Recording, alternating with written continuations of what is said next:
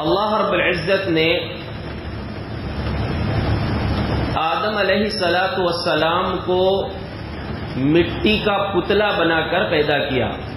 مٹی کا پتلا بنایا، اس میں روح پھونکا. حدیث میں ہے کہ اس مٹی کو اللہ تبارک و تعالی نے کسی ایک جگہ سے نہیں لیا، بلکہ زمین کے مختلف حصوں سے اللہ رب العزت نے وہ مٹی کو جمع کر کے آدم علیہ الصلوۃ والسلام کا پتلا بنایا. اور یہ مختلف جگہ کی مٹی ہونے کی وجہ سے انسانوں کے مزاج بھی مختلف ہیں، انسانوں کے رنگ بھی مختلف ہیں، انسانوں کی شکلیں بھی مختلف ہیں. شکل اور رنگ یہ تو اللہ کے اختیار کی بات ہے، اس کو تبدیل نہیں کیا جا سکتا. لیکن اخلاق کی جہاں تک بات ہے تو اللہ رب العالمین نے جو تعلیم دیا ہے بہترین اخلاق کی، وہ اس بات کی طرف اشارہ ہے کہ انسان اپنے اخلاق کو، اپنے مزاج کو، اپنے بولنے کے انداز کو، اپنے رہن سہن کے انداز کو سنوار سکتا ہے، بہتر سے بہتر بنا سکتا ہے. انسانی زندگی میں مختلف رشتہ داریاں ہوتی ہیں. رشتہ داریاں کئی قسم کی ہیں. سب سے پہلی رشتہ داری جو ہے وہ انسانیت کا رشتہ ہے. آدم علیہ الصلوۃ والسلام کو اللہ نے جو پیدا کیا اور ان کی پسلی سے ان کا جوڑا بھی پیدا کیا، اس کو اللہ نے قرآن میں اس طرح ذکر کیا ہے جو ہر خطبے میں آپ سنتے ہیں، یا ایھا الناس اتقوا ربکم الذی خلقکم من نفس واحدہ وخلق منها زوجها وبث منهما رجالا كثيرا ونساء واتقوا الله الذي تساءلون به والارحام ان الله كان عليكم رقيبا. اے انسانوں، اپنے اس رب سے ڈرو جس نے تمہیں ایک جان سے پیدا کیا ہے، اسی سے اس کا جوڑا بھی اللہ نے بنایا اور پھر بہت سارے مرد اور عورت دنیا میں پھیلا دیے. تو اس اللہ سے ڈرو جس کے نام پر تم مانگتے ہو. والارحام، اور رشتوں کو توڑنے سے ڈرو. ان اللہ کان علیکم رقیبا، یقیناً اللہ رب العالمین تم پر نگہبان ہے، دیکھ رہا ہے کہ تم اس سے ہی مانگ رہے ہو یا اس کے علاوہ کسی اور سے بھی مانگ رہے ہو، اس کی بنائی ہوئی رشتہ داریوں کی حفاظت کر رہے ہو یا اپنی رشتہ داریوں کو برباد کر رہے ہو. ان اللہ کان علیکم رقیبا، یقیناً اللہ رب العالمین تم پر نگراں ہے. تمہاری نگرانی اللہ رب العزت خود کر رہا ہے. یہاں پر یہ یاد رکھیے کہ اللہ رب العزت نے جو یہ رشتہ داری بیان کی ہے یہاں انسانی رشتہ داری ہے. اب اس رشتہ داری کو اگر ہم تفصیلاً بیان کریں تو اللہ نے کئی رشتہ داریاں رکھا ہے اور ہر ایک رشتہ داری کا ایک مقام ہے. اس کے مقام کے اعتبار سے اس رشتہ داری کا حق ادا کرنا چاہیے. یہاں تک کہ اگر ہمارا کوئی رشتہ دار مشرک ہو، کفر پر ہو، تب بھی اس کی رشتہ داری کا حق یہ ہے کہ اس کے ساتھ صلہ رحمی کی جائے. بلکہ اگر ہمارے رشتہ داروں میں کوئی شرک پر ہے، بدعات کر رہا ہے، تو ہمیں اسے رشتہ داری کی وجہ سے قربت رکھ کر اس کی اصلاح کرنے کی کوشش کرنا چاہیے. نبی اکرم صلی اللہ علیہ وسلم پر جب یہ آیت نازل ہوئی، انذر عشیرتک الاقربین، اے نبی اپنے قریبی رشتہ داروں کو ڈرائیے. آپ نے پورے خاندانوں کے نام لے لے کر سب کو جمع کیا اور سب کو توحید کی دعوت دی. اور ایک بات یہ واضح طور پر فرما دی کہ لوگوں، میں قیامت کے دن تمہارے کوئی کام تو نہیں آ سکتا، لیکن میری تم سے رشتہ داری ہے، سأبلھا ببلالھا، اس رشتہ داری کا حق میں تمہارا ادا کروں گا. تمہاری رشتہ داری کو نبھاؤں گا، لیکن آخرت میں تمہارے میں کچھ کام نہیں آ سکتا. یہاں رہتے ہوئے اپنی آخرت کو سنوار لو. ام المومنین عائشہ صدیقہ رضی اللہ عنہا کی بہن حضرت اسماء رضی اللہ عنہا نے پیارے نبی سے ایک مرتبہ پوچھا تھا کہ اللہ کے رسول، میری ماں آئی ہے اور وہ وہی مشرکہ، ابھی شرک پر ہے، وہ کیا میں ان کے ساتھ صلہ رحمی کروں؟ تو آپ نے فرمایا نعم صلی امکی، ہاں تمہاری ماں کے ساتھ اچھا سلوک کرو، رشتہ داری کا حق ادا کرو. حضرت عمر بن خطاب رضی اللہ عنہ کے پاس ایک مرتبہ کہیں سے تحفتاً غالباً ریشم کا ایک لباس آ گیا. اب ریشم مردوں کے لیے جائز نہیں ہے، یا کوئی اور ایسا کپڑا تھا جو عمر رضی اللہ عنہ پہن نہیں سکتے تھے، تو اپنے ایک بھائی کے پاس بھجوا دیا جو شرک پر تھا، اور بالکل قریبی بھائی بھی نہیں بلکہ تھوڑے دور کے بھائی تھے. یعنی اس رشتہ داری کا حق ادا کیا گرچہ وہ شرک پر تھا. تو یاد رکھیے کہ رشتہ داری کو اللہ نے بڑا مقام عطا کیا ہے، اور رشتہ داری کا مقام کتنا ہے آپ اندازہ کریں. صحیح بخاری کی ایک روایت ہے، لما خلق اللہ الخلق فلما فرغ منہ، اللہ نے تمام مخلوقات کو پیدا کیا، اور جب مخلوقات کو پیدا کرنے سے فارغ ہوا، اللہ نے پوری دنیا بنا لیا، مخلوقات کو پیدا کیا، قامت الرحم، رشتہ داری کھڑی ہوئی. یہ رشتہ جو ہے وہ رشتہ داری کھڑی ہوئی. اب اس کی شکل کیا ہے، کیسے کھڑی ہوئی، اللہ بہتر جانتا ہے. اللہ کی رحمت میں پناہ لی، اللہ کے پاس پناہ لیا، اور رشتہ داری نے کہا کہ اے اللہ یہ وقت ہے تیری پناہ میں آنے کا. اللہ نے ایک جملہ اس سے کہا، اما ترضین ان اصل من وصلکی، کیا تو اس بات سے خوش نہیں ہے کہ میں اس کو اپنے سے جوڑ کر رکھوں جو تجھ کو جوڑ کر رکھے، اور میں اس کو اپنے سے کاٹ دوں جو تجھ کو کاٹ دے. کہا کہ ہاں. اللہ نے فرمایا کہ ایسا ہی ہوگا. اندازہ کیجئے کہ رشتہ داری اتنی اہم چیز ہے، اللہ سے قربت کا اہم ترین ذریعہ ہے، اللہ سے قریب ہونے کا. اور اسی کے ساتھ ایک اور اہم بات، صحیح مسلم کی روایت ہے، پیارے رسول صلی اللہ علیہ وسلم نے فرمایا الرحم معلقۃ بالعرش، یہ رشتہ داری اللہ کے عرش سے لٹک کر دعا کرتی ہے. اللہم، اللہ سے دعا کرتی ہے کہ اے اللہ جو مجھ کو جوڑے اس کو تو اپنے سے جوڑ کر رکھنا، اور جو مجھ کو توڑ دے اس کو تو اپنے سے توڑ دینا. سوچئے اگر ہم رشتہ داری کو جوڑ کر رکھیں گے اللہ کی رحمت سے جڑے رہیں گے، اور رشتہ داری کو توڑ دیں گے تو اللہ کی رحمت سے ہم دور ہو جائیں گے. یہ کوئی اور نہیں، خود رشتہ داری اللہ سے دعا کرتی ہے. یہ اللہ تبارک و تعالیٰ نے اس کی عظمت کو پیارے نبی کی زبانی ہم تک پہنچایا ہے، ہمارے سامنے بیان کیا ہے. بہت اہم ترین بات یہ ہے، رشتہ داریوں کو نبھانے کے لیے انسان کی دو چیزیں صحیح ہونا، ایک اس کی زبان صحیح ہو، ایک اس کے اخلاق صحیح ہو، مزاج صحیح ہو. پیارے رسول صلی اللہ علیہ وسلم سے اللہ نے فرمایا فَبِمَا رَحْمَةٍ مِّنَ اللَّهِ لِنْتَ لَهُمْ وَلَوْ كُنْتَ فَظًّا غَلِيظَ الْقَلْبِ لَانفَضُّوا مِنْ حَوْلِكَ، کہ اے نبی یہ رب کی رحمت ہے کہ تم ان کے لیے نرم ہو. جو تمہارے پاس اکٹھا ہے یہ ہجوم ہے صحابہ کا، یہ اللہ کی رحمت ہے کہ تم نرم ہو. وَلَوْ كُنْتَ فَظًّا غَلِيظَ الْقَلْبِ، اگر تم بد زبان ہوتے، سخت دل ہوتے، تمہاری زبان صحیح نہیں ہوتی، تمہارا مزاج صحیح نہیں ہوتا، لَانفَضُّوا مِنْ حَوْلِكَ، یہ سب تمہارے پاس سے بکھر جاتے، کوئی تم سے ملنا پسند نہیں کرتا. اور اگر کوئی آدمی اتنا بدبخت ہے کہ اس سے ملنا لوگ پسند نہ کریں، صحیح بخاری کی روایت ہے کہ اللہ کی نظر میں بدترین آدمی وہ ہے من ترکہ الناس اتقاء شرہ، جس کو لوگ اس کے شر سے بچنے کے لیے چھوڑ دیں کہ اس کے پاس جا کے کیا کریں گے، اس کے گھر جا کے کیا کریں گے، اس کے پاس جاؤ تو سوائے بدمزاجی کے کچھ نہیں ملتا، اس کے پاس جائیں گے تو کچھ نہ کچھ غلط زبان سے نکالے گا. سوچئے کہ وہ مرد یا وہ عورت جس کی زبان سے بچنے کے لیے لوگ اس سے ملنا چھوڑ دیں، اس کے گھر جانا چھوڑ دیں، اس سے بڑا بدبخت انسان نہیں ہے. اللہ کی نظر میں برا انسان ہے وہ جس سے لوگ اس کے اخلاق کی وجہ سے ملنا چھوڑ دیں. تو پیارے نبی کو اللہ نے یہ نعمت عطا کیا، کہا کہ رب کی رحمت ہے کہ تم نرم مزاج ہو، نرم زبان ہو. ایسا نہیں ہوتا کہ تمہارے پاس سے بکھر جاتے. تم کیا کرو، فاعف عنہم واستغفر لہم وشاورہم فی الامر، یہ تمہارے پاس جو آتے ہیں ان کو اپنے سے بنائے رکھنے کے لیے ان کو درگزر کر دیا کرو، ان کے لیے مغفرت کی دعا کیا کرو، اور معاملات میں ان سے مشورہ کیا کرو.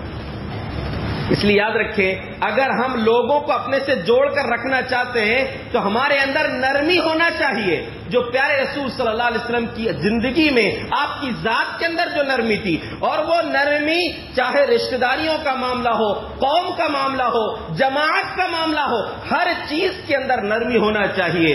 ورنہ ایسا ہوتا ہے کہ کبھی دولت مند ہونے کے بعد انسان کا مزاج بدل جاتا ہے، کبھی شہرت ملنے کے بعد مزاج بدل جاتا ہے، کبھی عہدہ ملنے کے بعد مزاج بدل جاتا ہے. یاد رکھیے بہت بری چیز ہے یہ. اور نرمی کتنی بڑی نعمت ہے اللہ کے رسول صلی اللہ علیہ وسلم نے فرمایا من یحرم الرفق یحرم الخیر، جو نرمی سے محروم ہو گیا وہ پوری بھلائیوں سے محروم ہو گیا. بہت ساری بھلائیاں اس کو نہیں مل سکتی جو نرمی سے محروم ہے. اب اللہ کے نبی کی نرمی کا اندازہ کیجئے کہ پیارے رسول صلی اللہ علیہ وسلم گھر میں تشریف فرما ہے. یہودی بھی آتے تھے آپ کے پاس. یہودیوں کی ایک جماعت آئی اور آ کر کہا السلام علیکم، تم پر موت ہو. السلام علیکم، تم پر سلامتی ہو. یہودی جان بوجھ کر نبی کو بددعا دے رہے ہیں سلام کی جگہ اور کہہ رہے ہیں السلام علیکم، تم پر موت ہو. سلام کو اچھے انداز میں کیا کریں ورنہ لفظ بدلنے سے معنی بدل جائے گا. خالی لام ہٹائے وہاں سے، لام ہٹنے سے سلامتی موت میں بدل گئی. تو یہودی دعا کر نہیں کر رہے، بد دعا دے رہے ہیں السلام علیکم. پیارے نبی نے صرف اتنا کہا تھا وعلیکم، یا ایک روایت کے الفاظ ہے وعلیکم السلام، تم پر ہی ہو یا تم پر ہی موت ہو.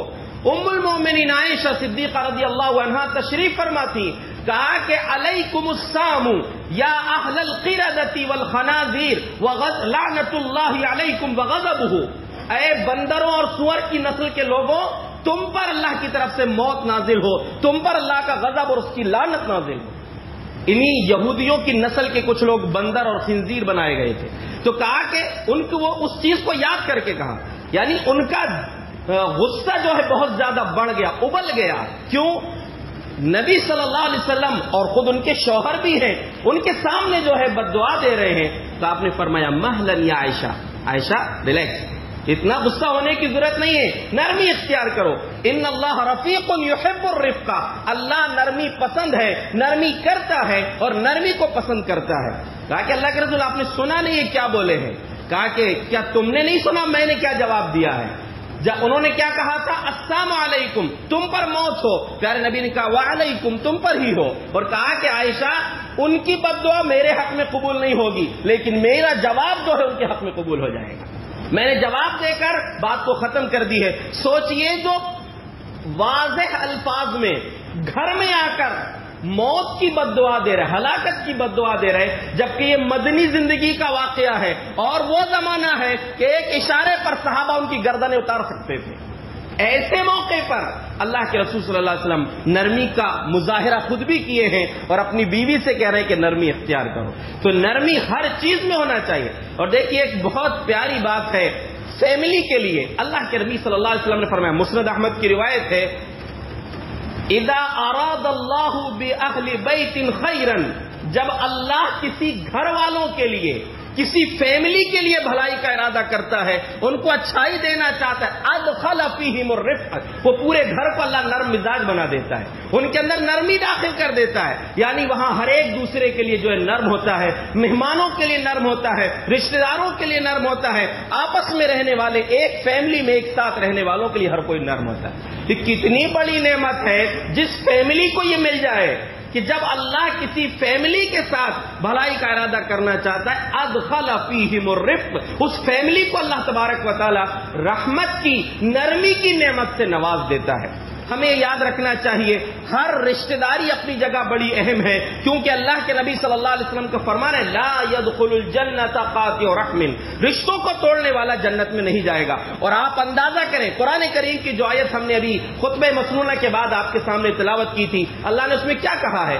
یا ایھا الناس انا خلقناکم من ذکر وانثى وجعلناکم شعوبا وقبائل لتعارفوا، اے لوگوں ہم نے تم کو ایک مرد اور ایک عورت سے پیدا کیا ہے اور تمہارے بیچ میں خاندان و قبیلے بنائے ہیں. کیوں؟ ایک دوسرے پر فضیلت حاصل کرنے کے لیے نہیں، لتعارفوا، تاکہ تم ایک دوسرے کو پہچانو کہ فلاں قبیلے کا آدمی ہے، فلاں خاندان کی عورت ہے، فلاں قبیلے کا بچہ ہے، بس صرف پہچان مقصد ہے. ورنہ یاد رکھو ان اکرمکم عند اللہ اتقاکم، تم میں سے سب سے زیادہ باعزت اللہ کی نظر میں وہ ہے جو سب سے بڑا متقی ہے، جس کے اندر جتنا تقوی ہوگا اتنا اللہ کی نظر میں وہ سب سے زیادہ عزت والا ہے. سوچئے رشتہ داریوں کے ساتھ اللہ نے تقوی کو ذکر کیا ہے. اس کا مطلب ہمیں یہ بھی پیغام مل رہا ہے کہ خالی چند فرائض ادا کرنے سے آدمی متقی نہیں ہوگا، اس کی پوری زندگی اسلامی زندگی ہونی چاہیے. اسلام اس کی زندگی کے ہر پہلو میں ہو. صرف فرض تو ادا کرنا ہی ہے، نہیں کرو گے تو مجرم ہوگے. فرائض کی ادائیگی کے ساتھ ہمیں اللہ کے بندوں کے حقوق بھی ادا کرنا ہے، رشتہ داریوں کا حق ادا کرنا ہے، تب صحیح معنوں میں ہم تقویٰ کے مقام کو پہنچیں گے۔ تقویٰ کی جو بہت ساری تعریفات کی گئی ہیں، ان میں سے ایک تعریف ہے اللہ یجد المخلوق فی لسانک عیبا ولا الملائکۃ فی افعالک عیبا ولا مالک العرش فی سرک عیبا۔ تقویٰ کا مطلب ہی یہ ہے کہ تمہاری زبان سے مخلوق کو تکلیف نہ پہنچے، یا تو رشتہ داریوں کو تکلیف پہنچی ہوئی ہے، تمہارے اعمال سے فرشتے عیب نہ پائیں، تمہارے اعمال میں فرشتے عیب نہ پائیں، اور تمہارے باطن میں جہاں تم اکیلے ہو وہاں اللہ رب العالمین عرش عظیم کا مالک عیب نہ پائے، یعنی تمہاری زندگی اندر و باہر دونوں طرف سے خوبصورت ہو، بہترین ہو، تب صحیح معنوں میں تقویٰ کے راستے پر آپ۔ رشتہ داریاں جو کئی ایک رشتہ داریاں ہیں، ان میں سے اہم ترین رشتہ داریاں ہیں، ایک ہے ماں باپ کا رشتہ، جس کے لیے تو اللہ نے فیصلہ کر دیا وَقَضَىٰ رَبُّكَ أَلَّا تَعْبُدُوا إِلَّا إِيَّاهُ وَبِالْوَالِدَيْنِ إِحْسَانًا، تمہارے رب نے فیصلہ کیا ہے کہ اس کے سوا کسی کی عبادت نہیں کرنا اور ماں باپ کے ساتھ اچھا سلوک کرنا۔ إِمَّا يَبْلُغَنَّ عِندَكَ الْكِبَرَ أَحَدُهُمَا أَوْ كِلَاهُمَا فَلَا تَقُل لَّهُمَا أُفٍّ، ان میں سے ایک یا دونوں بڑھاپے کی عمر کو پہنچ جائیں تو ان کو اف بھی نہیں کہنا۔ پہلے ایک کا ذکر کیوں کیا؟ اہل علم نے کہا ہے کہ جب ماں باپ آپ کے یعنی شوہر بیوی کا جو جوڑا ہوتا ہے، جو بڑھاپے کی عمر کو پہنچ چکے ہیں، ان کو کوئی ایک دوسرے کو تکلیف ہو تو اپنے راز جوڑے سے، اپنے ساتھی جیون ساتھی سے بتا دیتے ہیں، لیکن اکیلا ہو، آپ کے والد اکیلے ہیں یا آپ کی والدہ اکیلی ہیں، وہ اپنا راز جو دل کی بات تھی وہ اپنے جوڑے کو بتاتے تھے، اب آپ کی سوا ان کا کوئی نہیں ہے۔ اس لیے کہا کہ ایک اگر بڑھاپے کی عمر کو پہنچ جائیں، ایک پہلے رخصت ہو گئے دنیا سے، تو آپ اس کا خیال رکھنا، ان کو اف بھی نہیں کہنا، ولا تقل لهما اف ولا تنهرهما، ڈانٹنا نہیں، وقل لهما قولا کریما، بڑی نرمی سے بات کرنا، واخفض لهما جناح الذل من الرحمہ، رحمت کے بازو ان کے لیے بچھا کر رکھنا، اور دعا کرنا رب ارحمهما كما ربياني صغيرا، اے ہمارے رب ان پر رحم فرما جیسے بچپن میں انہوں نے ہماری پرورش کی ہے۔ امام ابن سیرین رحمۃ اللہ علیہ مشہور معبر ہیں، خوابوں کی تعبیر بتاتے تھے اور بڑے مشہور عالم دین ہیں۔ ان کی امی کا انتقال ہوا تو پھوٹ کر رونے لگے، بہت زیادہ رونے لگے۔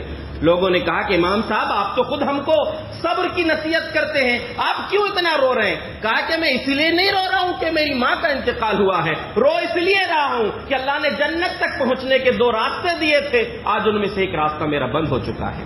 ماں کی خدمت کر کے، ان کے ساتھ بہتر سلوک کر کے میں جنت کا راستہ آسان کر سکتا تھا، آج ایک راستہ میرا بند ہو گیا، اس لیے رو رہا ہوں۔ تو ماں باپ کا ہر درجے، آخری درجے تک جس قدر ہو سکتا ہے ہمیں اس کا خیال رکھنا چاہیے۔ ماں باپ سے بڑھ کر دنیا میں ایمان کے بعد کوئی نعمت نہیں ہے، اس لیے کہ اللہ رب العالمین نے اپنی عبادت کے بعد سیدھے ماں باپ کا حق ذکر کیا ہے۔ اللہ نے فیصلہ کیا ہے، فیصلہ ہے یہ رب کا کہ اس کی سوا کسی کی عبادت نہیں کرنا اور ماں باپ کے ساتھ اچھا سلوک کرنا۔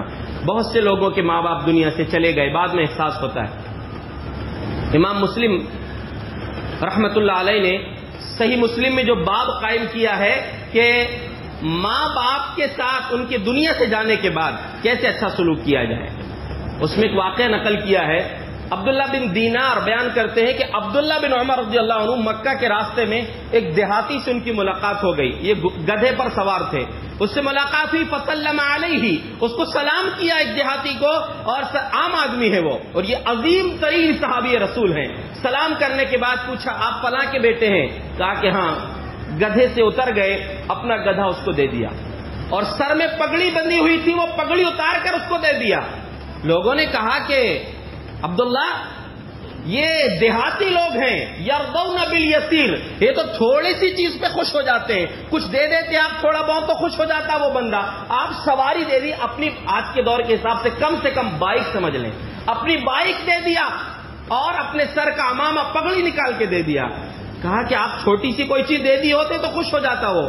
کہا کہ اس کے والد میرے والد کے دوست، میرے والد کے دوست تھے اس کے والد، اور میں نے اللہ کے نبی صلی اللہ علیہ وسلم کو فرماتے ہوئے سنا ہے، ان ابر البر صلۃ ود ابیہ، کہ جب انسان کے لیے بہت بڑی نیکی یہ ہے کہ اپنے باپ، اپنی ماں، اپنے ماں باپ کے قریبی لوگوں کے ساتھ اچھا سلوک کرے۔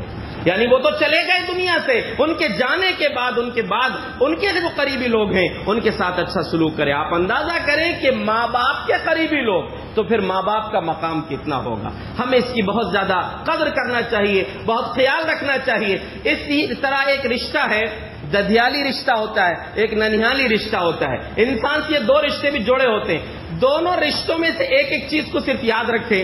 ایک موقع پر صحیح مسلم کی روایت ہے، نبی اکرم صلی اللہ علیہ وسلم نے حضرت عمر رضی اللہ عنہ سے فرمایا تھا، یا عمر اما شعرت ان عم الرجل من صنو ابیہ. کیا عمر، کیا آپ کو یہ نہیں معلوم کہ انسان کے چچا اس کے والد کی اصل میں سے ہوتے ہیں؟ یعنی گویا کہ آپ نے یہ کہا کہ چچا جو ہے وہ والد کی طرح ہے، والد کے مقام پر ہے. اگر آپ کے والد صاحب نہیں رہے، دنیا سے چلے گئے، تو چچا کو، اپنے تایا کو وہ مقام دیجئے، ان سے مشورہ کیجئے، ان کی بات سنیے. شریعت کی روشنی میں کوئی بات کہیں تو آپ ان کی بات کو مانیں، والد کی طرح ان کو مقام دیں. کتنے لوگ ہیں برسوں چچا کے پاس نہیں جاتے، تھوڑی تھوڑی بات میں تائی ابا سے ملاقات ٹوٹ گئی، رشتہ داری ختم ہو گئی، قریبی لوگوں سے رشتے ٹوٹ گئے. اور دوسری طرف ننیالی رشتہ ہے، ان میں سے بھی ایک رشتے کو پیارے نبی نے فرمایا الخالۃ بمنزلۃ الام، خالہ ماں کی طرح ہوتی ہے. ادھر چچا باپ کی طرح ہے، ادھر خالہ ماں کی طرح ہے. تو خالہ ماموں کا جو رشتہ ہے، ادھر چچا پھپھو جو ہے، یعنی ایک مثال آپ نے دی ہے. ہر رشتے کا ہمیں خیال رکھنا چاہیے. سوچئے کہ چچا والد کی طرح ہے، خالہ ماں کی طرح ہے. ہمیں ان رشتہ داریوں کا خیال رکھنا چاہیے. ایک مظلوم رشتہ داری ہے سسرالی رشتہ. کہیں ایسا ہوتا ہے کبھی داماد پر ظلم ہو جاتا ہے، اور حالانکہ ایسا کب ہوتا ہے، یا کبھی داماد کی عزت نہیں کی جاتی. سوچئے اللہ کے رسول صلی اللہ علیہ وسلم کے 3 داماد ہیں، تینوں کو آپ نے بہت عزت دی ہے. ایک تھے عمرو بن ابی العاص. اللہ کے رسول صلی اللہ علیہ وسلم نے ان کی خاص طور سے ان کی رشتہ داری کا، ان کے سسرالی حق کی تعریف کی ہے. حضرت عثمان رضی اللہ عنہ دوسرے آپ کے داماد ہیں، جن کو آپ نے 2 بیٹیاں اپنی دی تھی. ایک بیٹی کا انتقال ہوا، دوسری بھی دے دیا، اس لیے ان کا لقب ہے ذو النورین، 2 نور والے. ایک نبی کی 2 بیٹیاں اللہ تبارک و تعالیٰ نے ان کے نکاح میں دیا. حضرت عثمان کی آپ نے تعریف کی ہے، کہا کہ اگر تیسری بھی ہوتی تو عثمان میں وہ بھی تمہیں دے دیتا. حضرت علی رضی اللہ عنہ آپ کے چھوٹے داماد ہیں، اور سب سے چہیتی بیٹی آپ کی فاطمہ رضی اللہ عنہ، جن کے بارے میں آپ نے کہا تھا فاطمہ تو بضعۃ منی، فاطمہ میری جان کا ٹکڑا ہے، کلیجے کا ٹکڑا ہے. یریبنی ما ارابہا یؤذینی ما اذاہا، جو اس کو تکلیف دے اس کی تکلیف میری تکلیف ہے، اس کو پریشانی آئے اس کی پریشانی میری پریشانی ہے. لیکن سوچئے ایک مرتبہ آپ اپنی بیٹی سے ملاقات کرنے کے لیے گئے، دیکھا کہ گھر میں اکیلی ہے بیٹی. پوچھا علی کہاں ہے؟ کہا کہ کانت بینی و بینہ شیء فغاضبنی فلم یقل عندی. کہا کہ ابا جان آج میرے اور ان کے بیچ میں کچھ بات بگڑ گئی تھی. ایسا نہیں کیا کہ پھوٹ کر ابا کو دیکھ کر رونے لگی اور کہا کہ ابا آج تو بہت معاملہ بگڑ گیا ہے، آج ایسا میرے ساتھ کیا. سوچئے وہ نبی جس کی بیٹی اتنی چہیتی بیٹی کہ وہ میری جان کا حصہ ہے، اس بیٹی کی شکایت سنی ہے. ایک شخص سے کہا کہ دیکھو علی کہاں ہے. ڈھونڈا، آنے جانے والے نے آ کر بتایا کہ اللہ کے نبی علی مسجد میں سو رہے ہیں. آپ بلوائے نہیں، جبکہ ہر اعتبار سے چھوٹے ہیں حضرت علی، امتی ہیں، چچا زاد بھائی ہیں، عمر میں بہت چھوٹے ہیں، عمر میں چھوٹے کے ساتھ رشتے میں بھی چھوٹے ہیں، داماد بھی ہیں، بچپن سے پرورش کی ہے، لیکن بلوایا نہیں علی کو. داماد کا دیکھیے کتنا خیال کیا. مسجد گئے، خود آپ نے دیکھا کہ حضرت علی مسجد میں سو رہے ہیں، اور سوتے ہوئے پیر سے چادر ہٹ گئی، وہاں مٹی لگ گئی تھی. کہا قم ابا تراب. مٹی ہٹاتے ہوئے آپ نے اپنے ہاتھ سے داماد کی مٹی ہٹا رہے ہیں جسم میں لگی ہوئی، اور کہہ رہے ہیں قم ابا تراب، قم ابا تراب، ابو تراب اٹھ جاؤ، ابو تراب اٹھ جاؤ. حضرت علی کو یہ کنیت اتنی پسند آئی تھی کہ اگر کوئی ان کو ابو تراب کہہ دیتا تھا تو بڑے خوش ہوتے تھے، بے انتہا خوش ہوتے تھے. یہ داماد کو ایک سسر نے، نبی اکرم صلی اللہ علیہ وسلم نے لقب دیا ہے. یہی فاطمہ گھر میں کتنی محنت کر رہی ہیں. آج کی بیٹیوں کے لیے نصیحت ہے کہ اس قدر چکی چلا کے ہاتھ میں چھالے آ گئے. آج تو پوری آسائش اور آرام ہے، ہر چیز کی مشین مہیا ہو گئی. فاطمہ نبی کی بیٹی، ہاتھ میں چھالے آ گئے. معلوم ہوا کہ ابا کے پاس کچھ غلام آئے ہیں، کچھ لونڈیاں یا خادم آئے ہیں، ایک آدھ مانگ کر لے آؤں گی. ابا کے گھر پہنچی. گھر پہنچنے کے بعد معلوم ہوا ابا گھر میں نہیں ہے. ام المومنین عائشہ صدیقہ رضی اللہ عنہا سے کہا کہ آئیں گے تو آپ بتا دینا، مجھے غلام کی ضرورت ہے. ہاتھوں میں چھالے آ گئے. پیارے رسول جب گھر تشریف لائے بتائیں ام المومنین نے، آپ حضرت علی کے گھر پہنچے، بیٹی داماد کے گھر پہنچے. حضرت علی کہتے ہیں اخذنا مضاجعنا، ہم سونے کے لیے بستر میں لیٹ چکے تھے، جیسے آپ کو دیکھا تو ہم اٹھنے لگے، کانے نہیں، لیٹے رہو.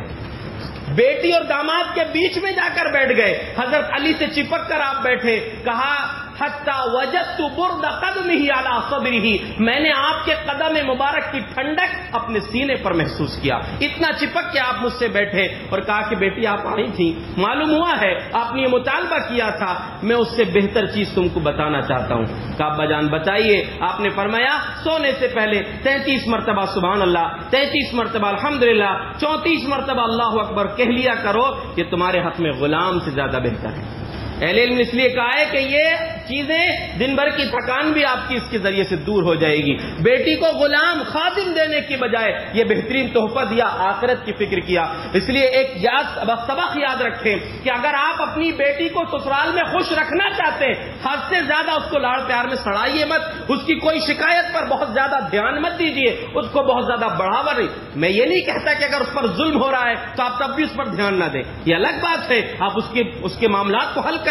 لیکن چھوٹی چھوٹی بات میں بیٹی کو گھر لے کر آ جانا، کئی دن تک جو ہے داماد سے اچھا سلوک نہیں کرنا، غلط بات ہے. پیارے نبی کی زندگی بتاتی ہے. اور یہی دوسری طرف اس کا دوسرا پہلو، یہی بیٹی جو بہو کی حیثیت سے بہت زیادہ جگہوں پر بہو پر جو ہے ظلم و ستم ہوتا ہے، ستایا جاتا ہے، غلط بات ہے. یاد رکھیے ایک ساس کو اکثر کیا ہوتا ہے، ساس بہو کی ہوتی ہے، کہیں نند بھاوج کے معاملات ہوتے ہیں. اس کو یاد رکھنا چاہیے کہ جیسے وہ آپ کی بہو ہے، آپ کی بیٹی بھی کسی کے گھر کی بہو ہے.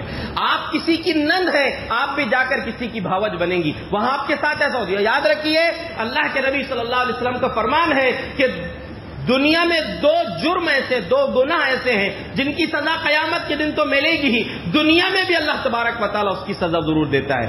ایک قطیعۃ الرحم اور دوسرا البغی، یعنی ایک رشتہ داریوں کو توڑنا اور دوسرا ظلم کرنا. یہ 2 کام ایسے ہیں جن کی سزا اللہ دنیا میں ضرور دے گا، آخرت میں تو بعد میں ملے گی، وہ بات کی بات ہے، لیکن دنیا میں بھی اللہ ایسے گناہوں کی سزا ضرور دیتا ہے. یہ 2 جرم ایسے ہیں. تو ہمیں اس بات کا خیال رکھنا چاہیے ہماری ذات سے کسی پر ظلم نہ ہو، ہماری ذات سے کسی کی رشتہ داری کو تکلیف نہ ہو، ہمارے سے کوئی رشتہ دار ٹوٹ کر نہ رہے کہ ہماری زبان کی وجہ سے ہمارے گھر آنا چھوڑ دیں، ہم سے ملنا چھوڑ دیں. غلط بات ہے. ہمیں رشتہ داریوں کا بہت زیادہ خیال رکھنا چاہیے. رشتہ داری کے تعلق سے تو بہت کچھ ہے. اسی طرح پڑوس کی رشتہ داری کا حق یہ ہے کہ آپ نے فرمایا کہ جبرائیل مجھے اس قدر پڑوسی کے بارے میں وصیت کرتے رہے کہ یہاں تک کہ مجھے لگا کہ کہیں گے کہ وراثت میں حصہ دو. پڑوسی کا یہ عالم ہے، ہم رشتہ داروں کی وراثت چھوڑ کر بیٹھے، رشتہ داروں کا حق تو برباد کر کے بیٹھے، ان کو پریشان کرے ہوئے ہیں، تو ہمارا انجام کیا ہوگا؟ اللہ دنیا میں بھی اس کی سزا دے گا، آخرت میں بھی اس کی سزا دے گا. اور یہ یاد رکھیے ایک آپ اپنی بیٹی کی بہترین پرورش کریں تاکہ وہ کسی کے گھر جا کر بہترین بیوی بنے، بہترین بھاوج بنے، بہترین بہو بنے اور مستقبل میں بہترین ماں بنے، تاکہ اس کی گود میں پلنے والی نسل بہترین ہو. ہمیں یاد رکھنا چاہیے ایک عورت کے دونوں پہلو اللہ نے بیان کیے پیارے نبی کی زبانی. الدنیا کلھا متاع وخیر متاع الدنیا المرأۃ الصالحہ. پوری دنیا فائدہ اٹھانے کی چیز ہے، سب سے بہترین فائدہ اٹھانے کی چیز نیک بیوی ہے. دوسرا پہلو ما ترکت بعدی فتنة اضر علی الرجال من النساء. پیارے نبی نے فرمایا میں نے اپنے بعد مردوں کے لیے عورت سے بڑی آزمائش کچھ بھی نہیں چھوڑا، سب سے بڑی آزمائش. ایک حدیث آپ نے کئی مرتبہ سنا ہوگا، میں بھی پڑھتا تھا لیکن سوچتا تھا کہ اس جملے کو کیوں کہا اللہ کے نبی نے. ابھی ایک تقریر میں نے سنا ایک عالم صاحب کی، انہوں نے وہ جملے کی وضاحت کی ہے. حدیث یہ ہے کہ اللہ نے عورت کو مرد کی پسلی سے پیدا کیا، آدم علیہ السلام کی پسلی سے حوا کو نکالا تھا. تو اللہ کے نبی صلی اللہ علیہ وسلم نے فرمایا وَإِنَّ أَعْوَجَ شَيْءٍ فِي الضِّلَعِ أَعْلَاهُ. پسلی تو ٹیڑھی رہتی ہے لیکن پسلی کا اوپر کا حصہ سب سے زیادہ ٹیڑھا ہوتا ہے، وہ ترچھا گھوما ہوا ہوتا ہے پسلی کا حصہ. تو وہ اوپر کے حصے کا ذکر کیوں کیا آپ نے حدیث میں؟ تو اہل علم نے بتایا ہے کہ عورت کا جو اوپر کا حصہ یعنی زبان وہ زیادہ ٹیڑھی ہوتی ہے. عورت کی زبان اتنی خطرناک ہوتی ہے کہ رشتہ داریاں برباد ہو جاتی ہیں اس سے. عورت کو اپنی زبان کو سلامت رکھنا چاہیے, چاہے وہ ساس کے کردار میں ہو, بہو کے کردار میں ہو, نند کے کردار میں ہو, بھاوج کے کردار میں ہو, دیورانی اور جیٹھانی کے کردار میں ہو, پڑوسن کے کردار, جس مقام پر ہے آپ اپنی زبان کو سلامت رکھیں. اور رشتے کا اللہ نے دیکھیں نظام کتنا اچھا بنایا ہے. اگر ساس سے تکلیف تو کبھی ماں کو سوچو, نند سے تکلیف ہے تو کبھی اپنی بہنوں کو سوچو. یعنی آپس میں کہ وہ رشتہ, اگر ساس ڈانٹ دے تو بہو کو برا لگتا ہے, وہی ماں ڈانٹ دے تو کچھ نہیں ہوتا. ساس کے سامنے بہو اگر کوئی کام نہیں کری تو برا لگتا ہے, بیٹی نہ کرے تو کوئی دقت نہیں ہے. یہ عجیب معاملے, دونوں کو ایک دوسرے کے پہلوؤں کو دیکھنا چاہیے, غور کرنا چاہیے. عورت اپنے مزاج کو بہتر بنائے, اپنے گھر کو وہ جنت بنا سکتی ہے. اور اگر عورت کا مزاج کبھی کبھی دین پر عمل کرنے کی وجہ سے عورت اتنی زیادہ بھلائی کا ذریعہ بن سکتی ہے, مرد کو چاہیے کہ ایسا بن کے رہے, اس کے مرنے کے بعد بھی اس کی بیوی یاد رکھے. ام المومنین حضرت ام سلمہ رضی اللہ عنہ کہتی ہیں, جب ابو سلمہ کا انتقال ہوا تھا, پیارے نبی نے آ کر کہا تھا یہ دعا پڑھ لو, اللہم اغفر لی ولہ وعاقبنی منہ عقبہ حسنہ, اللہ مجھ کو بھی بخش دے, میرے شوہر کو بھی بخش دے, اور اس سے بہتر بدلہ مجھ کو دے. کہتی میں سوچتی تھی کہ ابو سلمہ سے بہتر شوہر کون ہو سکتا ہے. ہم میں سے ہر شوہر یہ سوچے کہ کیا ہماری بیوی یہ کہہ سکتی ہے ہمارے بارے میں کہ اس سے بہتر شوہر اب مجھے کہاں ملے گا, یا اس سے اچھا شوہر نہیں مل سکتا. ہم میں سے ہر آدمی کو جو شوہر ہے سوچنا چاہیے. کہتی پھر بھی پڑھ تو لی. کچھ دن کے بعد اللہ کے رسول صلی اللہ علیہ وسلم کا پیغام آ گیا جو ابو سلمہ سے زیادہ بہتر شوہر تھے. دوسری طرف عورت کو یہ یاد رکھنا چاہیے, ایسا بننا چاہیے کہ عورت اگر دنیا سے چلی جائے تو شوہر کو یاد رہے. ام المومنین عائشہ صدیقہ رضی اللہ عنہ کہتی ہیں, ما غرت علی نسائی علی امرأۃ ما غرت علی خدیجہ, مجھے جتنی غیرت خدیجہ رضی اللہ عنہا پر آئی ہے کبھی کسی عورت پر نہیں آئی, جبکہ میں نے ان کو دیکھا بھی نہیں تھا, اور میرے نکاح کے 3 سال پہلے ان کا انتقال ہو گیا, نبی صلی اللہ علیہ وسلم کی بیوی ام المومنین خدیجہ رضی اللہ عنہا کا, لیکن جتنی غیرت ان پہ آتی تھی کبھی نہیں آئی. کیوں؟ اللہ کے رسول اکثر ذکر کرتے تھے, یہاں تک کہ آپ بکری ذبح کرتے تو پہلے خدیجہ رضی اللہ عنہا کی سہیلیوں کے پاس گوشت بھیجتے تھے. ایک دن خدیجہ رضی اللہ عنہا کی بہن حالہ اللہ کے نبی کے گھر میں آئی, اجازت مانگی تو ان کے بولنے کی جو آواز تھی, آواز بالکل خدیجہ رضی اللہ عنہ جیسے لگی. تو ایک لمحے کے لیے آپ چونک گئے کہ خدیجہ کیسی آ گئی. آپ نے کہا اللہم حالہ, اللہ یہ تو حالہ ہے, یعنی آپ کو ایسا لگا کہ خدیجہ کی آواز کیسی سنائی پڑ گئی. برسوں گزر چکے. حضرت عائشہ کہتی اللہ کے رسول وہ بوڑھی عورت کو آپ اکثر یاد کرتے رہتے ہیں, جبکہ اللہ نے اس سے بہتر بیویاں آپ کو دے دیا. کہا کہ رزقت حبھا عائشہ, خدیجہ کی محبت میرے دل میں ڈال دی گئی ہے. یعنی کیا عورت ہوں گی وہ کہ جس نے شوہر کے دل میں ایسا مقام بنا لیا کہ اس کے بعد خوبصورت بیویاں رب نے دے دیا, لیکن وہ بوڑھی خاتون کو اللہ کے نبی نہیں بھول پاتے. سبب کیا تھا, کیا وجہ تھی؟ ایک واقعہ ان کے بارے میں. ایک دن حضرت جبریل اللہ کے نبی کے پاس تھے, خدیجہ رضی اللہ عنہ تشریف لا رہی تھی. کہا کہ اللہ کے رسول یہ آ رہی ہیں خدیجہ, ان کے پاس برتن میں کچھ کھانے پینے کی چیز ہے, جب آئیں گی تو ان کو جنت کے محل کی بشارت دے دینا جو سائلنٹ ہے, کوئی شور شرابہ نہیں.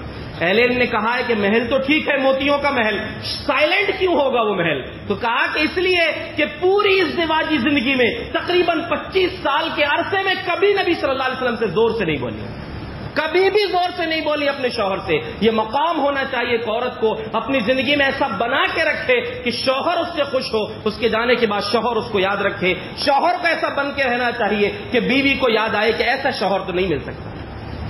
آخری بات, عورت اگر بہتر ہو تو اس کے ذریعے سے کتنا بھلا ہوتا ہے. اللہ کے نبی صلی اللہ علیہ وسلم نے ایک غزوہ کیا, غزوہ بنی المصطلق. اس قبیلے کا نام بھی وہی ہے, قبیلے کا سردار تھا حارث بن ضرار, یہودی سردار, یہودیوں کا قبیلہ تھا.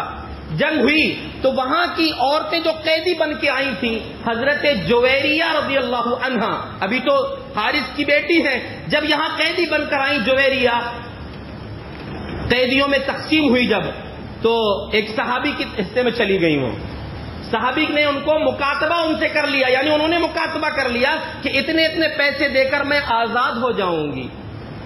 اب پیسہ دینے کے لیے نہیں ہے تو اللہ کے نبی صلی اللہ علیہ وسلم کی خدمت میں پہنچی. کہ اللہ کے رسول آپ تو جانتے ہیں کہ میں ایک سردار کی بیٹی ہوں اور یہ غلامی کی مصیبت میرے اوپر آ گئی, یعنی برداشت نہیں ہو رہا ہے. میں نے مکاتبہ کیا ہے آپ کے فلاں صحابی سے, آپ کے پاس میں فریاد لے کے آئی ہوں, میری کچھ مدد کیجیے کہ تاکہ وہ پیسہ جمع کر کے میں اپنے آپ کو آزاد کر لوں. پیارے نبی نے کہا کہ اللہ کے حضرت جویریہ سے کہا کہ دو آپشن ہیں، چاہو تو میں تمہیں رقم دے کر آزاد کرا دوں، اپنے گھر چلی جانا، دوسرا آپشن یہ ہے چاہو تو میں خود تم کو آزاد کرا دوں اور تم سے نکاح کر لوں۔ کہا کہ ٹھیک ہے اللہ کے رسول، میں تیار ہوں نکاح کے لیے۔ دوسرا آپشن قبول کر لیا، وقت کا نبی، آخری نبی جس کی زوجیت میں آنے کا موقع مل رہا ہے، قبول کر لیا۔ جیسے اللہ کے رسول نے آزاد کر کے نکاح کیا، سسرالی رشتے کا اعتبار دیکھیے، سسرالی رشتے کا احترام دیکھیے، اور اس رشتے سے یہ سبق بھی ملتا ہے کہ ہر آدمی کو، ہر عورت کو سسرالی رشتے کا خیال رکھنا چاہیے، صحابہ نے کیسے خیال رکھا ہے، اور دوسرا یہ ہے کہ عورت اگر بہتر ہو جائے تو اس کے ذریعے سے کتنا بھلا ہو سکتا ہے۔ ادھر خبر عام ہو گئی مدینے میں، تزوج النبی صلی اللہ علیہ وسلم جویریہ، اللہ کے نبی صلی اللہ علیہ وسلم نے جویریہ رضی اللہ عنہ سے نکاح کر لیا۔ ادھر نکاح کی خبر عام ہوئی، 100 فیملیاں قبیلہ بنو مستلق کے 100 لوگ یا 100 فیملیاں مدینے میں صحابہ کرام کے پاس قیدی بن کر آئے تھے۔ جیسے خبر پھیلی کہا اصحار رسول اللہ فارسلوا، کہا کہ یہ تو اب اللہ کے رسول صلی اللہ علیہ وسلم کے رشتہ دار ہو گئے، سسرالی رشتہ دار، اصحار کا لفظ ہے، سسرالی رشتہ دار ہو گئے، ان کو ہم کیسے قیدی بنا کر رکھ سکتے ہیں؟ پوری کے پورے 100 لوگ یا 100 فیملیاں آزاد کر دی گئی۔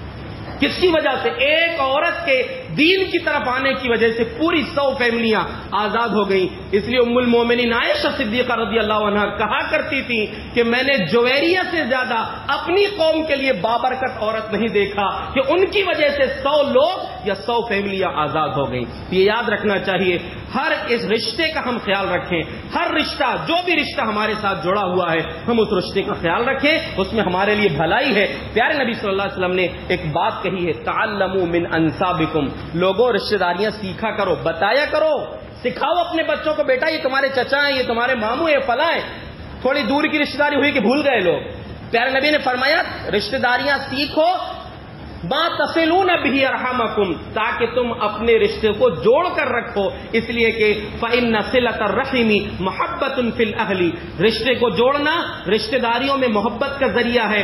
مسرعۃ فی المال منسعۃ فی الاثر، وہ مال میں برکت کا ذریعہ ہے اور عمر میں برکت کا ذریعہ ہے۔ 3 فائدے رشتہ داری کو جوڑنے کے، خاندان میں رشتے میں محبت بڑھے گی، آپ کے مال میں برکت ہوگی اور آپ کے عمر میں برکت ہوگی۔ اللہ سے دعا ہے کہ اللہ رب العالمین جو کچھ باتیں ہم نے عرض کی ہے اللہ ہمیں سمجھ کر عمل کرنے کی توفیق عطا فرمائے۔ اللہ ہم میں سے ہر آدمی کو اپنی رشتہ داریوں کا خیال رکھنے، ان کے حقوق ادا کرنے کی توفیق بخشے اور ہمیں اپنے مزاج کو بہتر بنانے کی توفیق دے، ہماری زبان ہمارے مزاج سے کسی کو تکلیف نہ ہو۔ اللہ رب العالمین جب تک ہمیں زندہ رکھ ایمان اور اسلام کے ساتھ بہترین زندگی نصیب فرما، اور جب ہمارا خاتمہ ہو ایمان پر ہو، آمین۔ وآخر دعوانا ان الحمد للہ رب العالمین۔